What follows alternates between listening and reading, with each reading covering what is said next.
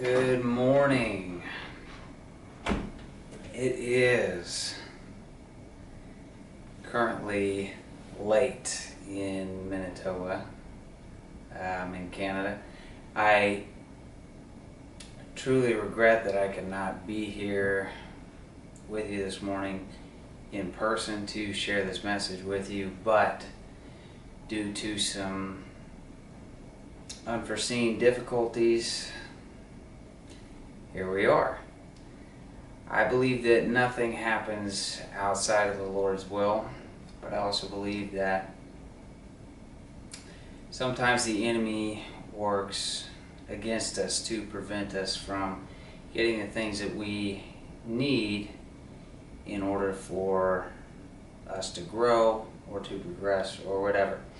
That being said, I'm making a video so that I can still try and share the information that has been on my heart and my mind, and I hope that you're able to take something away from this.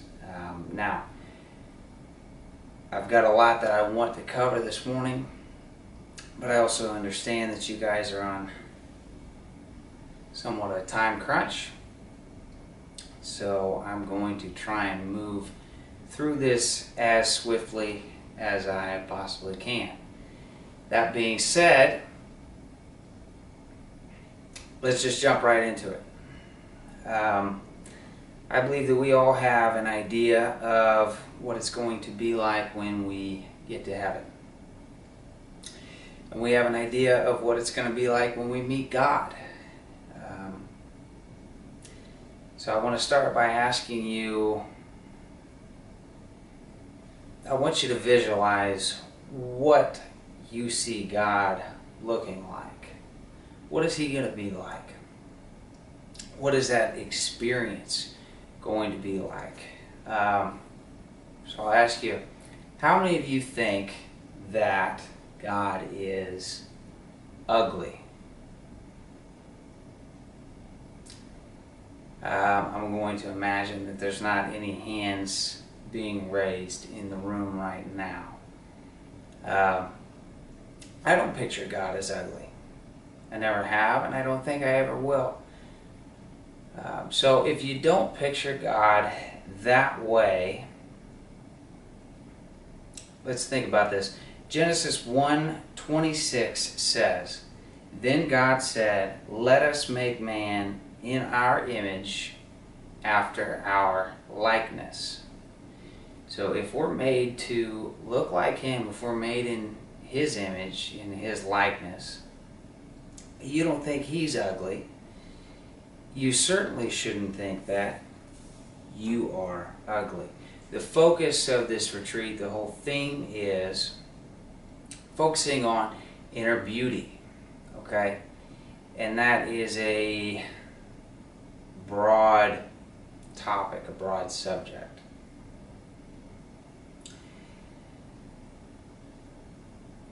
There's another point that I'd like to make, okay? There's a reason it's called self-worth. You don't find it in anyone else. So what does that mean to you? Your self-worth is not defined by anyone else. You have to know you. You have to know what makes you unique, what makes you special, what makes you important. Your self-worth is not defined by anyone else. I did a lot of research, a lot of studying in preparation for this message. And I watched several videos, I read several articles, so on and so forth. One of the women that I listened to, she did a TED Talk. Okay, her name is Megan Ramsey, and the title of her particular speech is "Why Thinking You're Ugly is Bad for You." And so I'm going to pick and pull a lot of facts and information from her as well as others, and I'm going to give you my interpretation of those facts and figures. Okay? So let's get started. 10,000 people every month Google, "Am I ugly?" To put things into perspective for you, that is basically the entire population of Branson, Missouri, Googling, "Am I ugly?" Now this is a problem for several different reasons. I think one of the main ones is, for beauty there is no standard, okay? There's no one person that you can compare yourself to. There is no set bone structure, set facial features, anything like that that defines beauty. So why would you Google something like this when there is no true answer to that? You're looking for the answers in all of the wrong places.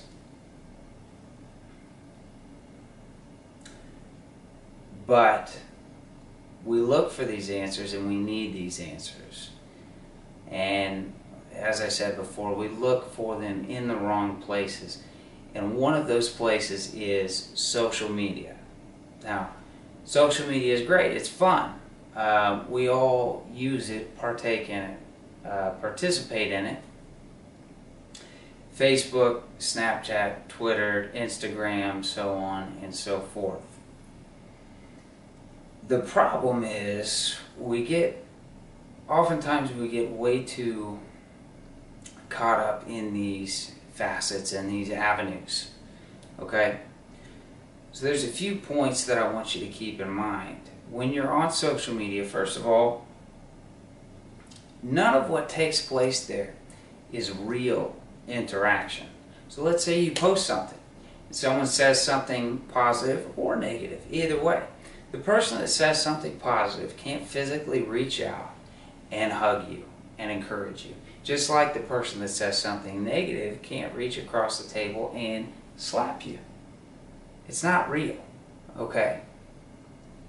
And oftentimes we think that this social media interaction is real and it's important, but it's really not. None of it really means anything. The other thing that I want to drive home with you is the fact that nothing you see on social media is a true reflection of the one posting it. You only see what they want you to see. Okay? Think about it. When you post a picture, you don't post the first picture you take, such as a selfie. You don't take one selfie, post it, and say, "Here you go." Okay? Oftentimes we take several different pictures, then we throw some filters on it. We're changing the lighting, we're changing this, we're changing that. You don't just throw the first thing that's out there. And nobody else does either. Okay? So none of what you see is a true reflection of what actually is going on. And the thing is, we all know what we look like when we roll out of bed in the morning. We all know the things that we struggle with. When we post on social media, we want everybody to think that we're cool, that we look good, that we are popular, that we're this, that, or the other. But think about it. In our day-to-day, we have so many struggles. We have so many things that we deal with and that we fight. Whether that be someone who struggles with depression, or they're unhappy with their weight, or they're unhappy with the way that they look, or whatever. Okay, so we know our true selves. But we compare ourselves to what everybody else puts out there. And what everybody else puts out there is a fabrication. It's a construction, okay? It is designed to be the best representation of who we are. And so what I want you to do, or what I want you to think about, you've got to stop comparing your behind the scenes to someone else's highlight reel. if that makes sense. Okay? So you know what you look like when you get out of bed in the morning or without any effort. You know who you are just raw. And when you see the things posted by other people, it's not raw. It's fabricated. It's constructed. You also need to stop comparing your insides to someone else's outsides. So let me ask you this. How many selfies do you take before you find one that you like enough to post? In some of the research that I did, the average was 6 selfies. So you take 6 different pictures, at least 6, before you find one good enough to blast out there for everyone else to see. Now, the studies that I looked at, here are the figures that I found. Women spend, on average, over 5 hours a week taking selfies. To put things into perspective, a full-time job is considered 40 hours a week. Now, to me, 40 hours a week is considered a part-time job, but that's neither here nor there. Now, you girls are, most of you are junior high, high school age. Some of you may be in college, or you're dual enrolled in college, possibly. So you're taking high school and college courses.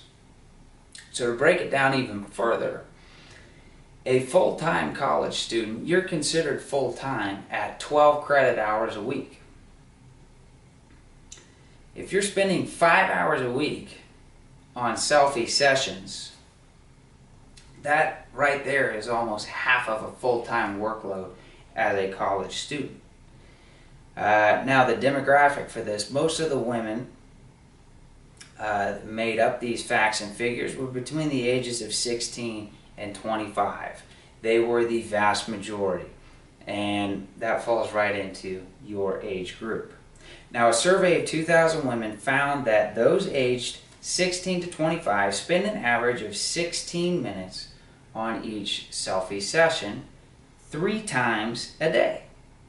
So that adds up to 48 minutes a day, which adds up to 5 hours and 36 minutes a week. So that's over 5.5 hours, really.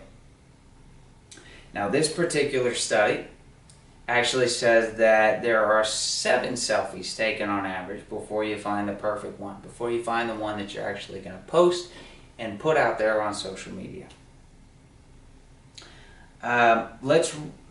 What I want to do is really get into the numbers and the figures behind the fabrication and the construction of these posts or these selfies.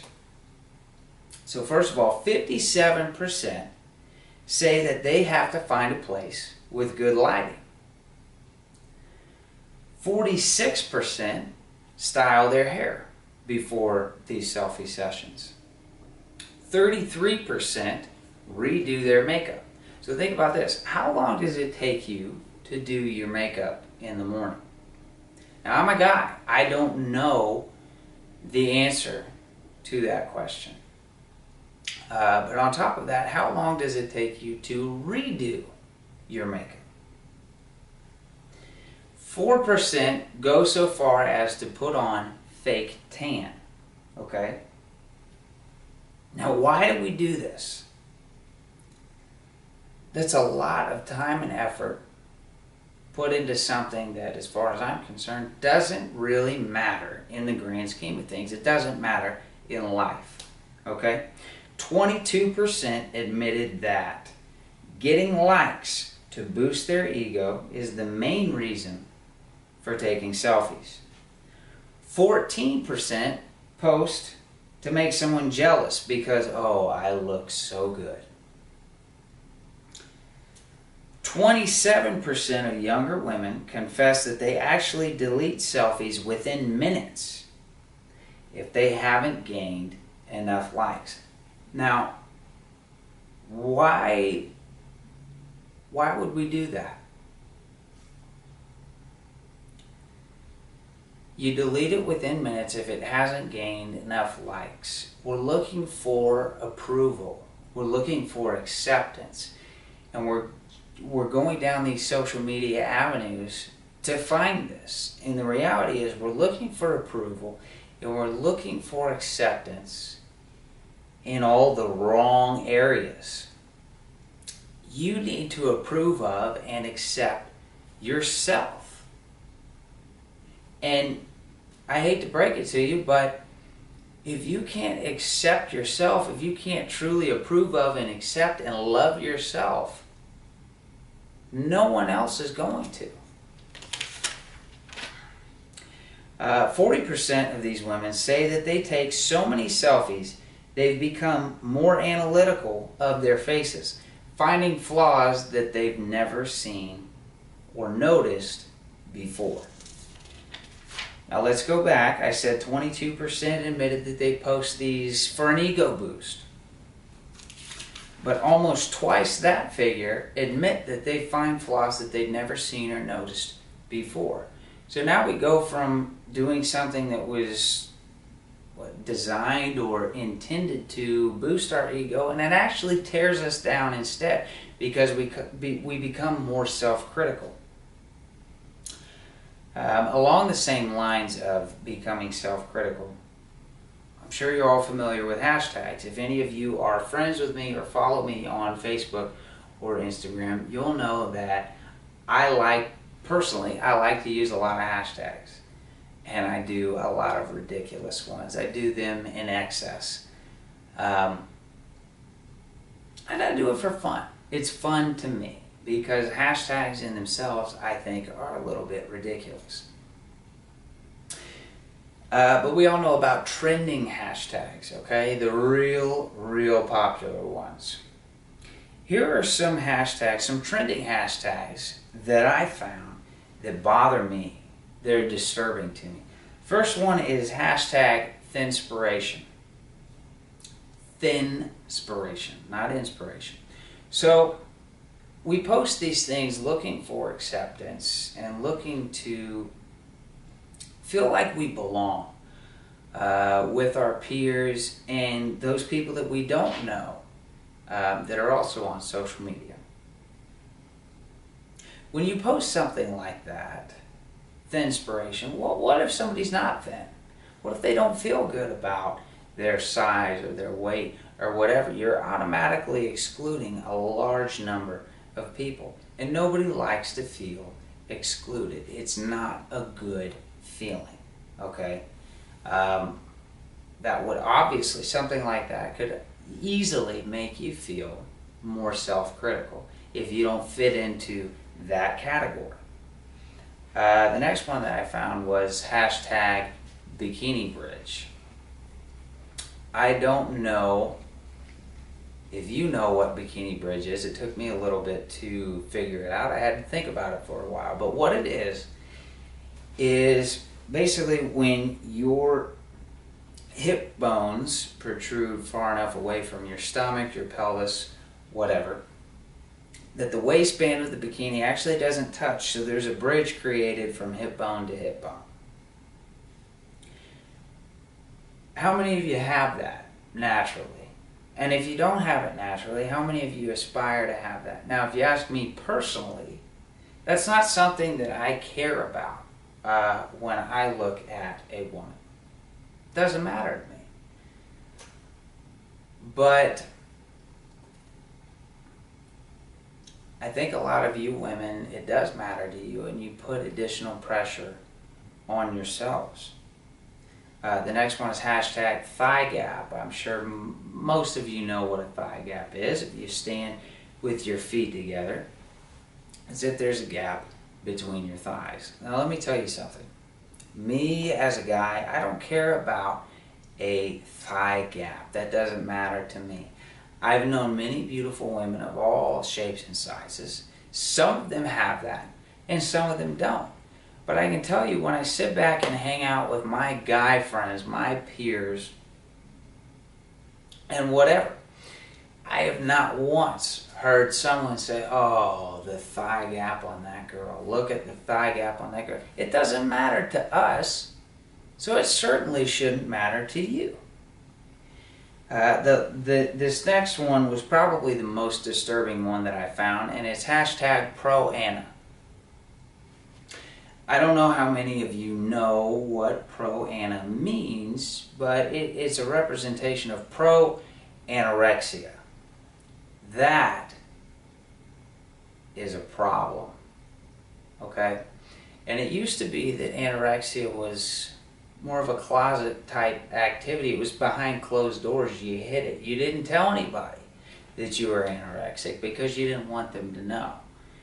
But now we've gone so far as to, we try and conform to society's idea of what is attractive, what is beautiful, what is this, what is that.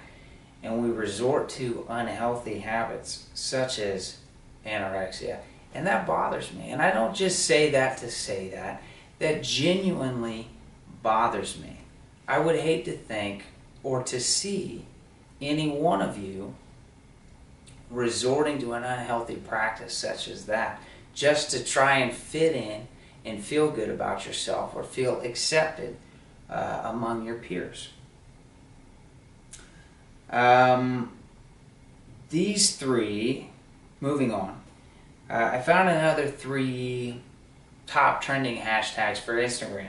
First one was hashtag follow me. Now to me that sounds desperate. Why do you need people to follow you? Most of these people you don't even know them. So why does it matter whether they follow you or not? To me it sounds like you're looking and or begging for attention. The next one is hashtag beautiful.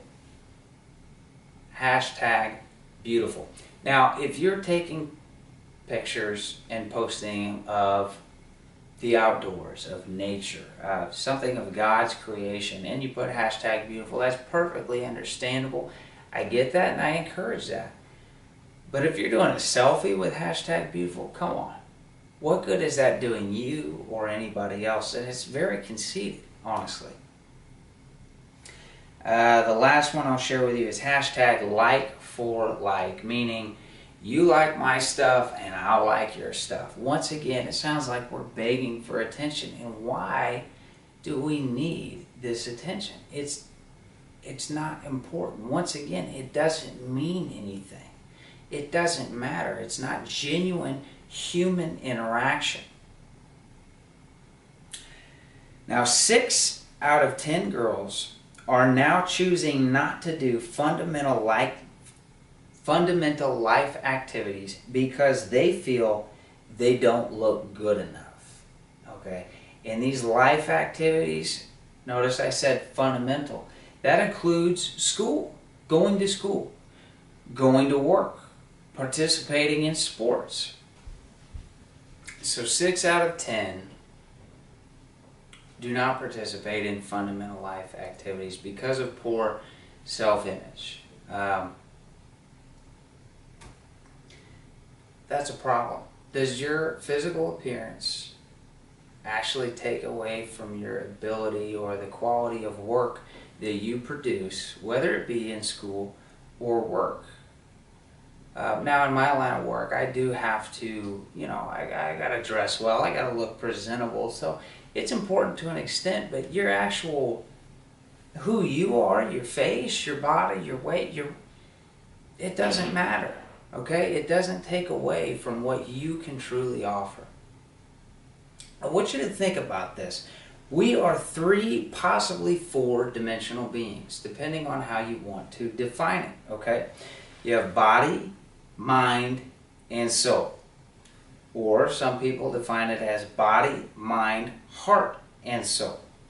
So in either case, your physical appearance only constitutes 25 to 33% of who you really are, of your being. Okay? You know what I call 25 to 33%? I call that a minority. So why would you give that minority 100% of your time, your focus, your energy, and your effort? It doesn't make sense. Especially when the physical aspect of us is the one that dies the quickest. That's the one that dies while we are still living. Think about that. Okay? We're all going to get old. We're all going to get the crow's feet and the double chin, and we're all going to start to sag in places that we don't want to be sagging. All right? That's the reality of it.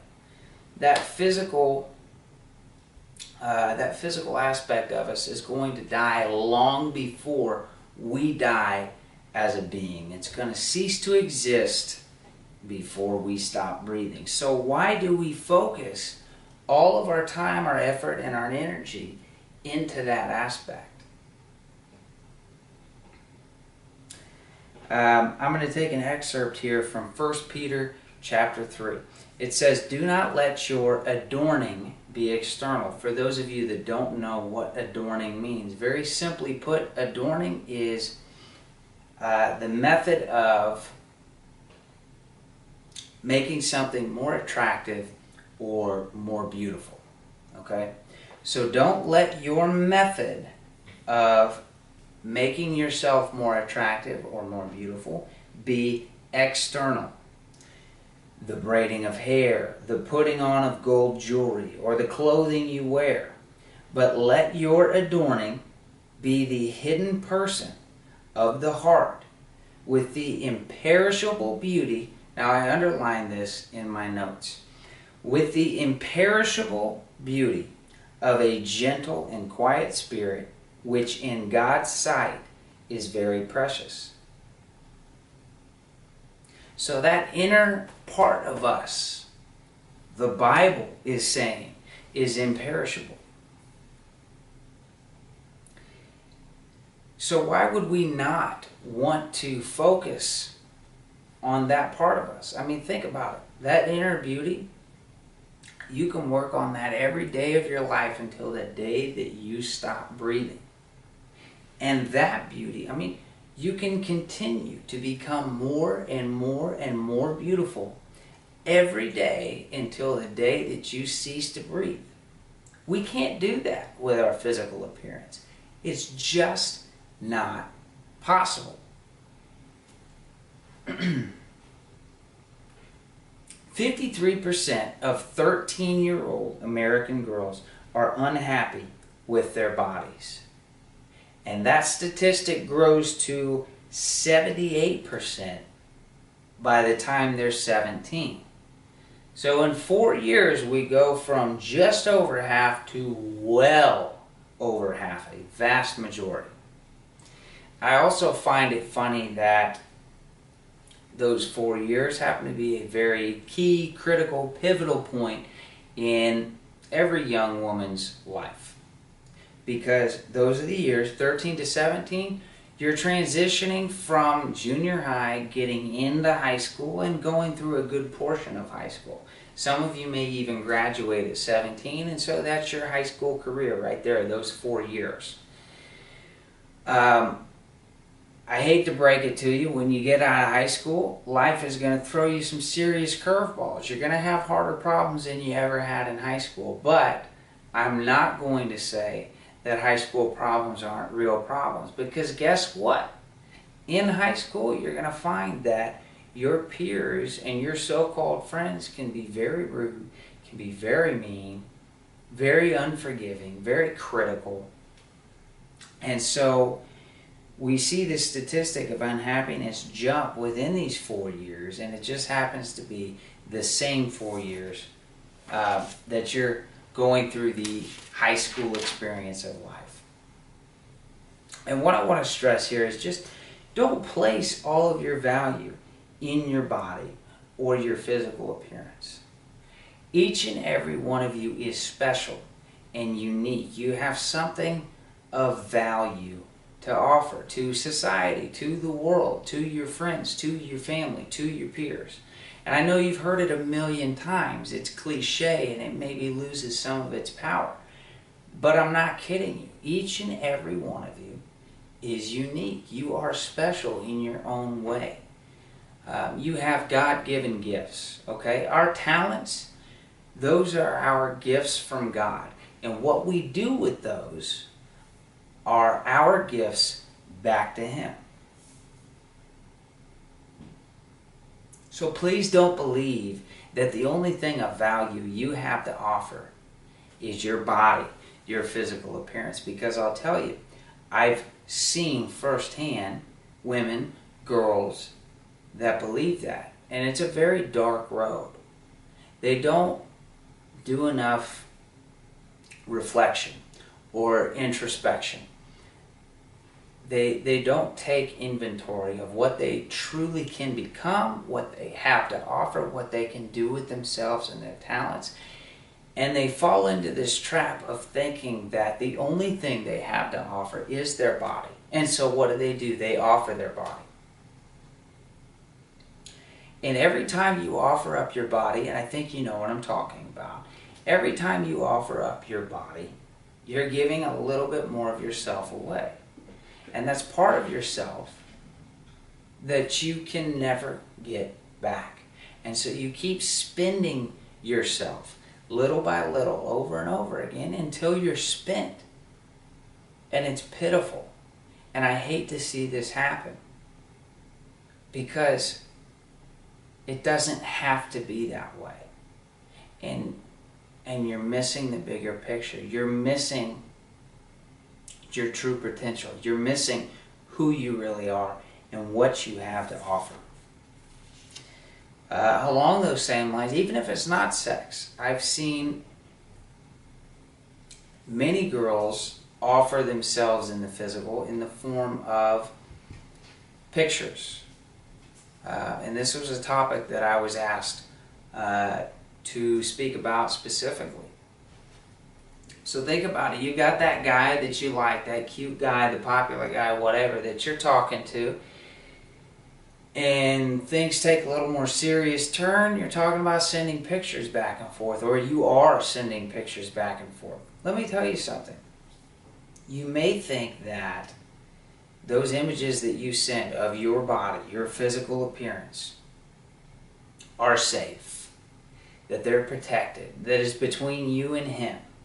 And I've got news for you, that's not the case. A lot of you are active on social media, if not all of you. So I know most of you are going to know the app Snapchat. Okay? A lot of you have it. What was the novelty of Snapchat when it first came out? It was the fact that you could send pictures, and within a matter of a few seconds they would disappear, never to reappear again. And so a lot of people got brave. They got this sense of security, like I can send whatever I want out there, and it's never going to be seen again. Now, I don't know how many of you know this, but a couple years, somewhere within the time frame of a couple years after that app came out, they were investigated for whatever reason, and what was found was that Snapchat had every single picture ever sent. They had them all. Now, that's not what you agreed to. When you downloaded that app, when you signed up for that, the agreement was it was going to disappear. Well, it didn't disappear. They had it. And guess what? The same thing goes for Facebook, Twitter, Instagram, and all the other sites out there. Or just texts. You think people can't get a hold of that information if they really want to? I mean, come on, it's the 21st century. We can get a hold of just about whatever we want to. So those things that you're sending out there, that's not sacred, that's not safe, it's not secret. And let's say that it never got dug up from those facets. Let me tell you a little bit about how guys work. First of all, if you're talking to or dating the right guy, he's not asking you to send him a bunch of nude, lewd, crude, naked, whatever pictures. Okay? That's not the right guy for you. He doesn't ask you for that. Alright? Because he sees value in you beyond that. But I've seen firsthand when guys get together, they're competitive. Alright? They like to compare. They like to compete. They like to brag. And so I've seen a lot of these pictures being shown amongst their buddies, right? Because they want to brag about the girl they're talking to now, the latest, their latest toy. And I don't want to poison your view of guys. Not all guys are like this, but a lot of them are. So what you think you may be sending to just him is getting shown to his friends as well. Do you really want that? No, that's never what you intended for that picture. But many times, that's what ends up happening. And so the next time you find yourself in that situation, I want you to think twice before you follow through with that. 1 Samuel 16:7 says, "But the Lord said to Samuel, do not look on his appearance or the height of his stature, because I have rejected him. For the Lord sees not as man sees. Man looks on the outward appearance, but the Lord looks on the heart." Once again, the heart, it's internal, okay? It's what's inside of us that really matters. I want to share this with you. Things that I find attractive in a woman, okay? And I want to give you the male perspective on this. Once again, I'm talking to a room full of women and young women, okay? You all get together and you talk and you have a good idea of what we like, but I'm going to tell you firsthand what we like, okay? Something that I find extremely difficult to find, but beyond rewarding, I want to find a woman that stimulates me up here, okay? Someone that I connect with my mind, someone that has a compelling intellect, someone I can carry on an intelligent conversation with. And it's such a simple concept, but anymore it's so hard to find, and I don't know why that is, but that is the case, okay? Think about this. Are there things that a guy or a boy or a man or whatever, are there things that he can do, physical actions that make him more attractive? And if you can't think of one offhand, I'll give you an example. What comes to mind when you see a man or a boy or whatever, when he's playing with children or holding a baby? Does your heart melt? Yeah, I mean, most of the time you see that and you go, oh my gosh, it's so cute, or it's so attractive, or it's so this, or it's so that. I don't think it's really talked about enough, but there are things that women can do in the same capacity. There are things you can do that are attractive to a guy, and I'll give you some examples. When I see a woman stop what she's doing or go out of her way to talk to somebody that by society standards is out of her league, and I mean below her, she's out of his league. When she takes the time to just talk with him, to carry on a real conversation with him, to spend some time with him and treat him like a real human being, you know what? That's attractive to me, because that's a reflection of good character. That shows that that girl, that woman, she's got some substance to her. What goes even further with that for me, for personal reasons, many of you know I have a brother with special needs. If I see a woman taking care of someone, or spending time with someone, or just talking with someone who has special needs, that melts my heart, okay? Because once again, it's a reflection of substance. It's a reflection of good character. It shows that she has that inner beauty. She has a good heart.